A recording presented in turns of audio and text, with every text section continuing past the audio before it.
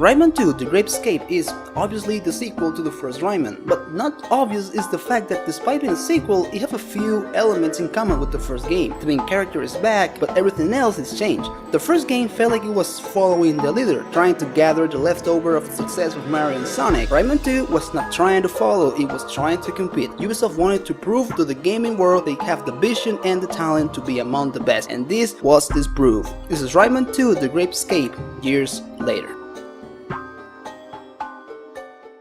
Originally, the sequel was planned just to be like the first game, a scrolly 2D platformer, and made to be released in the last quarter of 1996, 1 year after the original game. But casually, Super Mario 64 and Crash Bandicoot were released early that year, and people just went nuts with 3D games. The current plans for Rayman 2 were scrapped, and a new Rayman 2 project was born. Sadly, the team didn't have the expertise to make such a big project, so they took their time to learn what they need to learn, and 4 years later, we finally got our sequel. Take into account that back in the 90s, 4 years waiting for a game was a really long time, and was the wait worth it?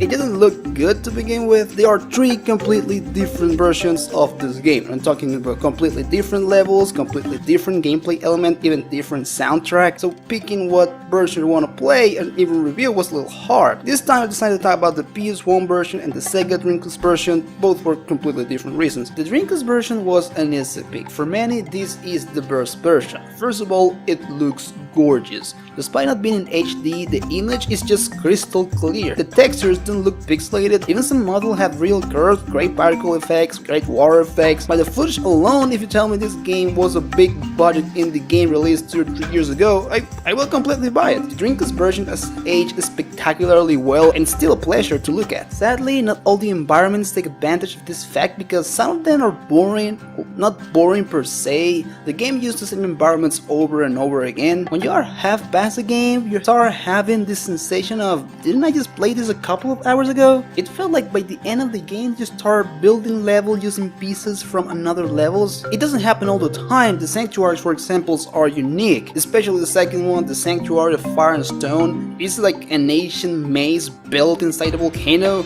The concept itself is really awesome, and the execution is as good as the description. In contrast with the first game, this one has fewer fantasy elements. There's still magic and stuff, but it's a little more grounded. The story this time is more elaborate. Robot pirates has come from somewhere into Rayman's world. They're killing people, taking prisoners, making everything just miserable. They capture Rayman, and now weakened and defeated, he must escape the pirate prison, recovers his powers, gather the 4 magical masks to resurrect the spirit of the world, and bring balance and order back to the land. The plot is still straightforward: defeat the bad guys, save the world, but it allowed more world building and more character development. Now we have an interesting and colorful supporting cast. Even the pirates show some personality. They're cool, they're menacing, I really like them. There's a clear change in tone, less fantasy, more mysticism. But the biggest change is on the gameplay. Jumping from 2D to 3D, you know there are gonna be a lot of changes, and this is where the game actually shines by its own, because this is hand down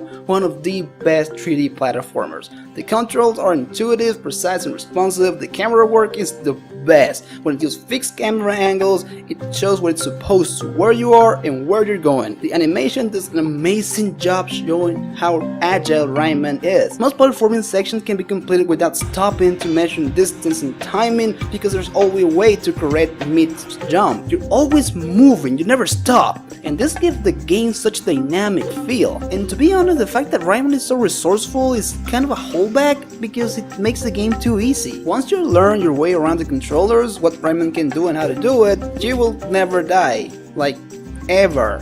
The enemies won't be able to hit you, platforming becomes too easy. The lack of challenge combined with the fact that the game can be a little repetitive make the late game boring. It doesn't become bad, it's just like it clearly overstates its welcome. It feels like if the game cut out certain sections, it would have been way better. Take out some minigame, take out some levels, and focus more on creating excitement and tension, it won't feel so long. This is why I mentioned the PS1 version, because that version is cut down. All the minigames and some levels have been removed, and others were cut in half and stick together. Of course, they end up cutting on both sides, the fun stuff and the boring stuff, so you're not getting the full whole experience. In the PS1 version you get less fun, but you get fun more often. In the Dreamcast version you have more fun, but the downtimes are longer and they can be very boring. The drawback for the PlayStation 1 version is that it's the worst looking version of the game. The visuals are dated, they still do their job, but they're clearly dated. Somewhere in the middle of the two, I think is the perfect Rayman version. All the fun, none of the bored, make it shorter, make it harder. It could easily be a timeless classic, maybe even the best 3D platformer. Sadly, that version only exists in my imagination. Do I still recommend the game then? Definitely. At least the first half, I have no problems with it. It's fun, it's interesting, it's entertaining. The second half do have some repeat and it can become boring, but Rayman 2, The Great Escape is without a doubt a great game. And it still remains the only game where you can ride a fruit down a volcano. You won't see that anywhere else. Next time on Video Games Years Later, we'll have Rayman 3.